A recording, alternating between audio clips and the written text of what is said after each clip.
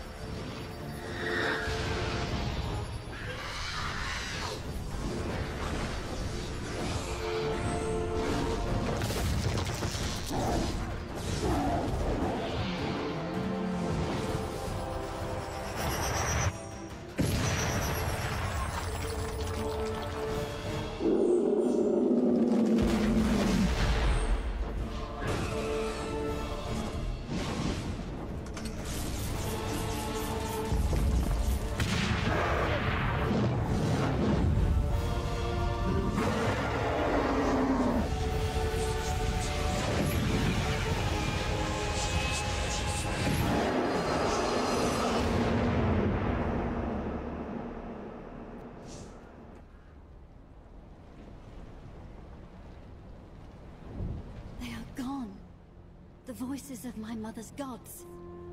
I cannot hear them anymore. Not even a whisper. They are lost. You will not see them or hear them ever again. You lie, child. Or whatever you truly are behind that innocent face. No, Jane Cassander. I speak the truth. What remained of your mother's gods has been destroyed, and the power of creation has fled this grove. It will never return. You told me that this forest grew from a seed of the first creation. Is it dead then? That cannot be.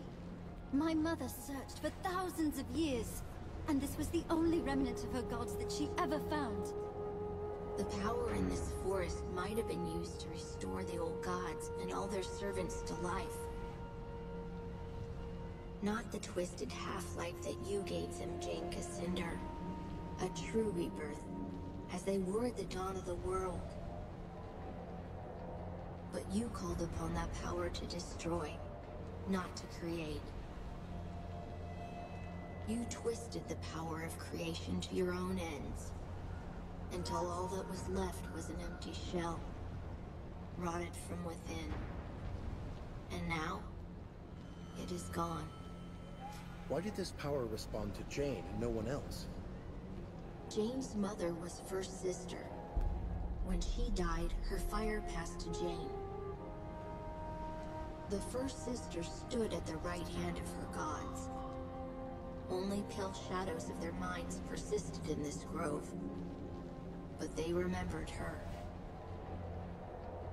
That is why Jane saw her gods in visions and dreams, just as her mother did before her.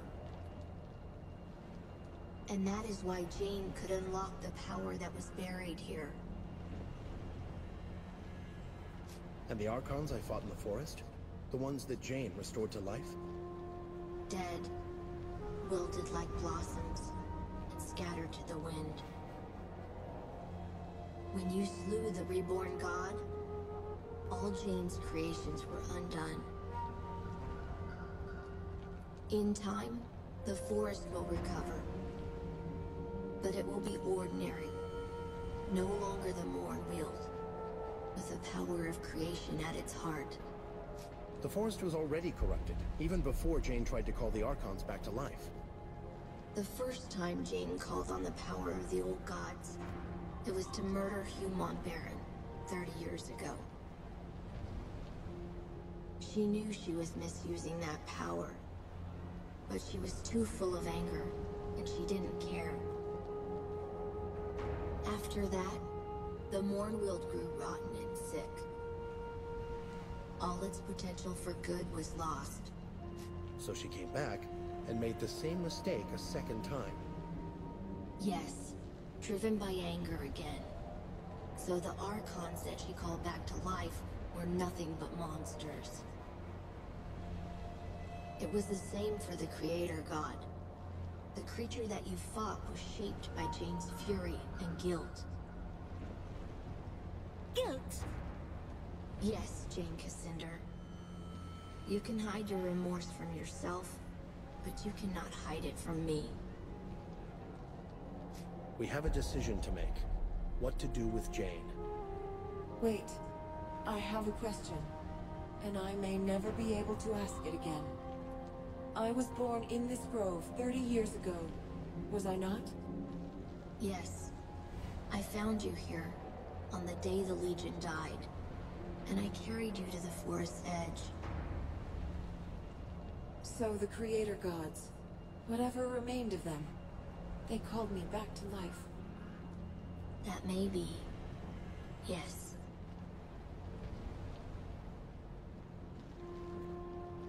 If that's true, it must have happened quickly.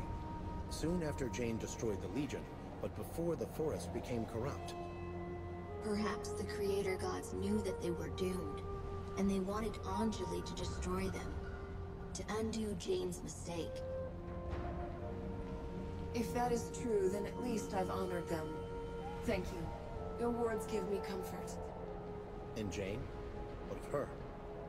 As long as she lives, Jane is a threat. A sword hanging over our necks. The Legion will never be safe. Not until she is dead. I expect no mercy from the Legion. Do as you like. Before I pass judgment on you, I want to know why you acted as you did. Honestly, and in your own words. Why did I slaughter so many Legionnaires who had no part in killing my father, the king? I was young, full of anger. My father was dead by the Legion's hand. So I raised an army. I swore to avenge him myself, if I had to carve my way through every chapter house in Ebb. If the other Legionnaires had handed over Mont Baron, I would never have hunted them down. But they were so stubborn, so loyal to their chief. That was wrong of me. I should not have punished the whole Legion for Mont Baron's sin. You're sorry for killing the Legionnaires, but not for killing Mont Baron. No. I would kill him again. He murdered my father. And I don't care what his reasons were. You asked for honesty. There you have it. The Mournweald was sacred to your people, and especially to your mother. Why would you confront the Legion here? Mont Baron lured me to this place. Somehow, he knew what I was. And he knew that this forest was sacred to me. He believed that I would never dare to strike him down. Not in the presence of my mother's gods. You've told me why you destroyed the Legion, but why fight a war with the Queen? I will answer your question with one of my own. Do you believe that Rosalind would make a stronger queen than me? My father was a king, my mother a chief among her people and chosen of her gods. I have made mistakes, yes, but I know how to lead. And Rosalind, she has the heart of a lamb. Would you trust the rebuilding of this kingdom to a sheltered little girl? If Rosalind falters, the Legion will keep the country whole. Be careful. I hear the echo of Hugh Mont Baron behind those words. Take too strong a hand, and the people will cast your Legion down again. I have no more questions. I've made my decision. And I am ready for your judgment, though I know what it will be. No, you won't die today. I promised Rosalind that I'd spare your life. Little Queen Mouse. I owe my life to that cringing girl. That is a fine irony. Am I to be your prisoner, then? Paraded through the streets in a gilded cage? Atone for all the suffering you've caused. Help us to rebuild the kingdom. You are not the Legion I remember. They were arrogant, and they would never have proposed such a thing. Very well. You have my promise. I will use what influence I have to help you heal this country. Let the war between us end. By those words, Jane Cassandra, you are bound to the Legion now. It's over then. For now, you deserve a rest. But it may be short-lived. We need to build our strength and train more Legionnaires. You will find many willing to join the Legion now. Even a few who might surprise you. And you will need them soon. The country is still divided, and the Legion has many old enemies who yet live. But you've shown yourself to be fair, as well as strong. Whatever happens, the people of Ebb will stand behind you. You and I started this together. Whatever comes next, I will follow where you lead. We part ways then. I will be watching. And one day, I will see you again.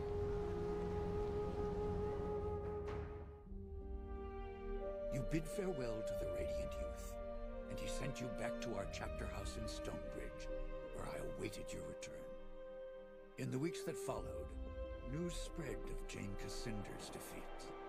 Her army scattered, giving us time to rest and regroup. Martin Guiscard returned safely from the Spire, along with Meister Wolf and the Automaton army. Only a few weeks later, elections were held in Stonebridge. Meister Wolf, who had been so public in his support of the Legion, almost won the office of mayor. But he was defeated in the end. Many people had wanted the dapper old gent to hang. They resented the fact that the Legion had spared his life, and they blamed poor Wolf. The Guild of Ironmongers became more profitable than ever, thanks to the harsh terms of servitude imposed upon the Cyclops workers in the foundry. By all accounts, Meister Kessel became the richest man in the city, but he did not forget his debt to us. His guild donated fine suits of armor, blades, and guns to the Legion, enough to equip an army when we finally replenish our ranks. Archambault du Payen, formerly known as the Dapper Old Gent, proved a valuable addition to the Legion. His knowledge of Legion magic allowed us to retake control of the Sentinels that had long guarded our chapter houses and estates. But the Gent couldn't leave our chapter house without drawing an angry mob. His confinement started to drive him mad. So he returned to his beloved causeways, beneath an endless sky, and he dwells there still. With the reopening of the Heroes Crypt, pilgrims returned to the Rukenval, and merchants followed. The following winter was harsh, just as Lazar Basili feared. But thanks to the trade from the south, the people of Ravensrill stayed warm and fed. When spring came, many more pilgrims arrived, and the town of Ravensrill grew wealthy again. Lazar and his people built a new stone wall around the town, and reclaimed their abandoned houses and farmsteads from the forest. It is a happy change of fortune for a long-suffering town. In his last letter to me, Lazar added one other piece of news. Gunderic Manor has a new mistress, a witch called Leona. The manor has become a gathering place for scores of Lescanzi witches, many of whom are apparently quite beautiful. Lazar reports that the young men of Ravensrill have also begun frequenting the manor, much to the irritation of their mothers and wives. Since the local men will not hear any talk of banishing the witches, it appears that Leona and her people have found a new home, which was perhaps what she intended from the start. Queen Rosalind abandoned Glitterdelve, embarking on a tour of all the cities and towns of the West, meeting as many of her subjects as she could. The Queen showed all the energy of youth, and I think she fully expects to reunite the country in a matter of months, not years. Reality may not be so kind, as Lord Devonsey has tried to make her understand. In truth, the future of this country depends more upon what we decide. If she doesn't have the Legion behind her, the Queen is only a single voice, well-meaning though she might be. As for Devonsey himself, I think the man was impressed by your decision to spare Jane Cassinder, as the Queen had asked. When he last visited Stonebridge, he spent a great deal of time in our chapter house. I believe he might actually be willing to rejoin our ranks, if we choose to accept him. Rajani and her sisters returned to Stonebridge, quietly and carefully disguised. Jane Cassinder's defeat affected them deeply, though not in the way I expected. Their devotion to Jane was replaced by a deep admiration for your companion, Anjali. I think they saw in Anjali the leader they should have followed all along, and they have lately expressed a desire to join our ranks. I maintain my suspicion of any Archon who once followed Jane, but I believe that redemption is not impossible, even for them. Jane Cassinder was as good as her word, though I had my doubts at first. She returned to the cities and towns of the East and urged the people to end their war with the Legion and the Crown. Jane's repentance was heartfelt, and many were swayed by her words. But others have not been so compliant. The Church Synod in Bisselberg, who once called Jane a saint, have declared her apostate and threatened her life. Though Jane refuses bodyguards of any kind, Queen Rosalind fears for her life. And if anything befalls her, our gains in the East may yet be lost. As for the Legion, the rest of our story is yet to be told. We have a nation to reforge, a fellowship to rebuild, and old enemies who would see us destroyed. And we have questions to decide. Who will assume true power in Ebb if the nation is restored? And who will take the mantle of Grand Master? But these matters I leave for another chronicle, and another time.